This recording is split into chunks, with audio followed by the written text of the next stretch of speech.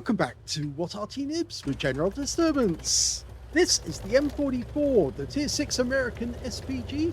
This one is located on the northeast corner of Westfield, and it's under the command of BertholomaeusRexodus. And as you can see, there are 3 marks of excellence on the barrel of that howitzer.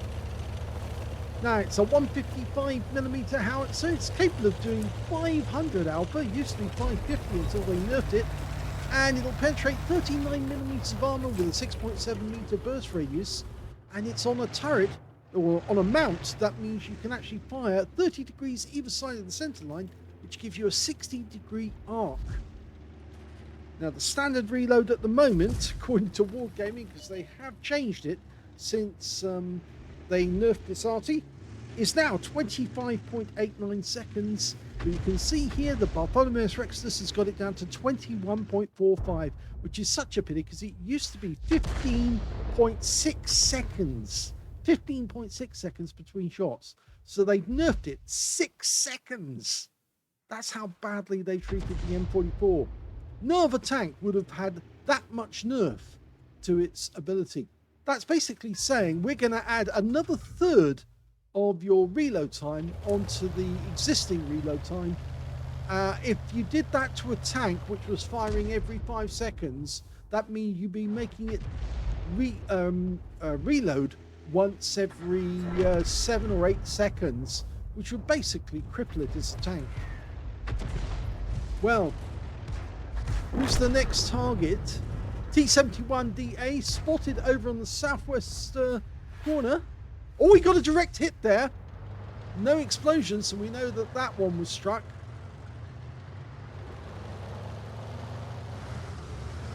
Okay, it's a long reload now. Unfortunately, our teammates aren't able to spot them, and that's meant because they are using those woods to actually conceal. Okay, SFV took a direct hit, and it's a penetrating shot. Low roll, 457.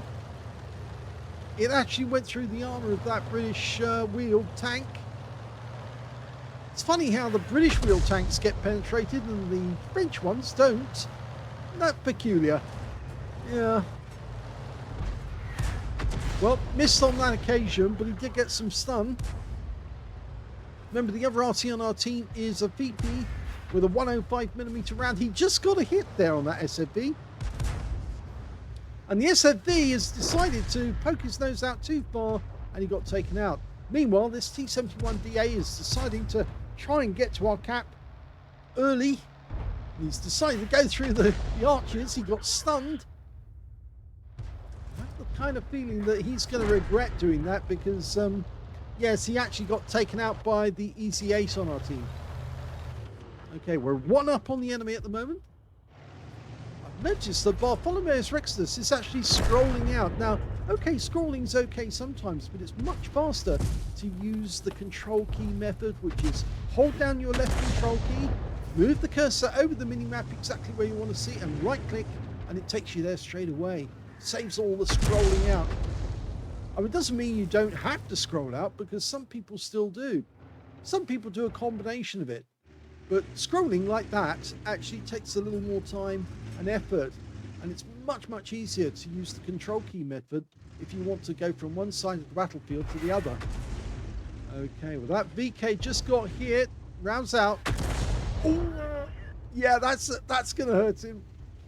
162 hit points of damage there on the VK3002D. That's the VK, or the Daimler-Benz version of the Panther prototype with the 88mm gun. Okay, what do we got here? We've got a VK3001P. It's now a heavy tank. Rounds out. Well, it exploded next door to him. He did get stunned, but he didn't lose any hit points. But that shot just came in from the VP, and he did get some stun assist off that one. 146 worth. Almost ready to shoot again. Okay. Rounds out straight away. Oh, it went long. We can't see the outline of the tank, but it did look as if it went long, and the kill shot went to the M10 RBFM. Okay, selecting a new target. 45 TP, the 45-ton Polish tank. Lining up. Ready. Rounds out. Oh, he moves forward just as we fire, he moves forward and the shell goes flying past the rear and explodes behind him.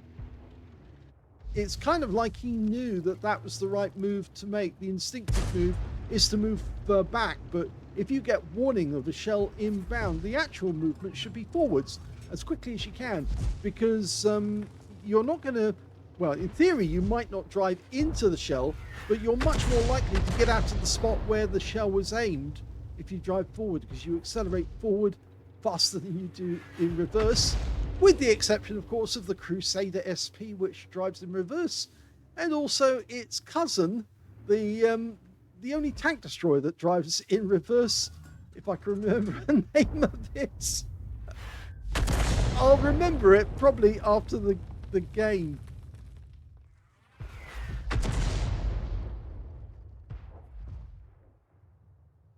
It'll come back to me. It's the tank destroyer with a 17-pounder gun.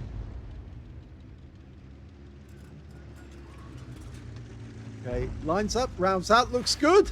Oh, falls short.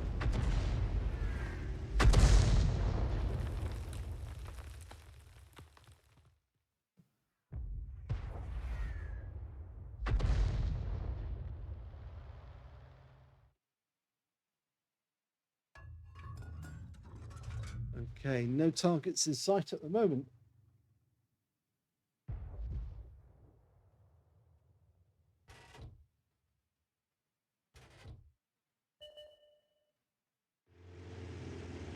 Oh, I remember it now. It's the Archer.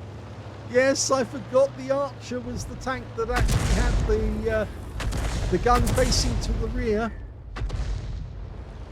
It's funny, I mean, that normally I don't forget about tanks under normal circumstances, but that one seemed to escape my memory for a while. It's actually does share the trait with the Crusader SP, and it's actually a Valentine chassis, not a Crusader tank chassis. Oh, that was a direct hit! Yep, he definitely got a direct hit there. I think that C-34 is missing a few hit points. Unfortunately, so is our Panzer IV Ausführung H, because the Su-85 shot him up the rear as he was trying to engage the 45 TP. Okay, now, which target to go for? Well, the Su-85 has got less armor on the side. Just missed him, but it did track him. Okay, he's changing his position now because he will be out in the open when that Su-85 comes this way. Oh, he's not coming this way anymore because the Fifi just finished him off. Well, it's interesting now because it's 8 left on either team, or 8 kills for either team. So only 7 left on either team, actually. Okay, so we're aiming towards the center, near the bridge. The Chi-2's just been engaged. We're looking for the target. There's an AC running away from the village. But what's going on up here is of interest. That 45 TP is very badly damaged. Rounds out. No, fell short. Wasn't fully dialed in. You can see the Fifi's having a bit of fun as well because he's dropping those shells in. The M10 RBFM is now acting as our spotter. So he'll be able to see those guys as they're coming down the hill. Oh, and that's interesting. The 45 TP just got taken out by the Fifi. So the Fifi's having a fantastic game. Yes, he's currently got 2 kills, the Fifi, but he has had a number of hits. There's the T-34. He's letting it dial in. Let it settle. Okay, work out where he's going. Okay, somebody marked the spot. I think, yes, it was the Fifi who marked the spot there to say that's where I think he is. But I heard something knocked over there, so I think he is actually moving towards us. The VK's moving in on him. The VK with the 88mm gun. There he is. He actually did back away. Okay, we've got a shot. Now, if we hit him, then the VK will finish him off. Rounds out. Yes! Solid hit. 207 hit points. He's cured his stun straight away, though. Now the FIFI's starting to get accurate. He's just lost 250 to the VK with an 88mm round. And the kill shot goes to the VK with the very next round. There's only 2 enemies left. They're both Arty. We've got the Hummel. He's in sight at this moment. We're dialing in to get a really accurate shot. It's the other side of the battlefield. Rounds out. Long flight time. Oh, and he got the kill. That's the kill. First kill for BertholomaeusRexodus. Now, can he get the next one? Well, he's reloading. I'm not sure he's going to get it in time because that BP, well, he's still there. He's being hit. And he goes down before we can shoot. So game over, it's a victory. Here's the end of battle stats. That was an ace tanker game for BertholomaeusRexodus44x2 in the M44. He managed to get a bruiser medal for getting at least 5 critical hits in this game. He got 12. He got a Confederate for hitting more of the enemy than anyone else on his team. And his win rate from that game, 2,884, which is Unicum standard. Let's have a look at team score and see where he was. Well, he didn't get the highest damage in the game because that went to the Cheetu on our team with 1,603 hit points. Second highest damage was, yes, BertholomaeusRexodus with 1,569. And the third highest damage went to the FIFI on the enemy team, funnily enough. He got 1,539 hit points. When it came to kills, the Cheetu and the VK3002D on our own team managed to get 4 kills apiece. So they're the top scorers. 3 kills went to the enemy FIFI, and 2 kills went to our FIFI and the AEC on the enemy team. And BertholomaeusRexodus only got the 1 kill. But when it came to base XP, he's second because the T3485M on our team managed 917. BertholomaeusRexodus got 865. And in third place was the Cheetu on our team with 840. With in fourth place, yes, the FIFI with 774. 19 shots fired, a lot of ammunition fired out. It's still a long reload though, really, compared to what it was in the past. 5 direct hits on the enemy, 1 penetrating shot, which I'm guessing is the shot we fired at the Hummel. No, surprisingly, it wasn't the penetrating shot.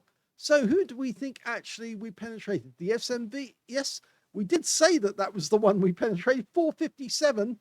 Yep, it was a penetrating shot because he suddenly lost 457 hit points just like that. And that's just a low roll penetrating shot. So going back to details, he also got 14 splashes, damage of 1,569, all of it at more than 300 meters. Damaged 8 of the enemy, killed 1. So there's the Confederate. 126 hit points of damage assistance and 430 hit points of stun assist of 14 stuns. So I guess that BertholomaeusRexodus actually managed to get an ace tanker off actual damage and the stun combined. But what does this tell you? It means that so few people are now playing the M44 that you can get an ace tanker if you can got a decent amount of damage and a very small amount of stun assist. So if you're searching for an ace tanker game, it's the M44 to try at the moment, because you can do a victory from, well, a reasonable amount of shells, but a reasonable amount of damage as well. He also got 14 stuns in that game as well, so most of his shells stunned, not all of them. On a premium count, he actually made 2,706 credits off that game, even though he had to resupply consumables, and that was expensive, 40,000. He also got 1,946 experience points as well. So yes, we've learned a lesson here. So few people are now playing the M44 because it's been so knackered by wargaming, by effectively nerfing it to bits, that now you can get an ace tanker fairly easily. All you have to do is get a decent amount of damage, an average amount of damage, 1,500 hit points, and about 500 of stun assist, and you're away. You've got yourself an ace tanker. I hope you enjoyed that replay. If you did, please give this video a like. Do subscribe to our channel. Leave a little comment down below because it feeds the algorithm. And thank you for watching.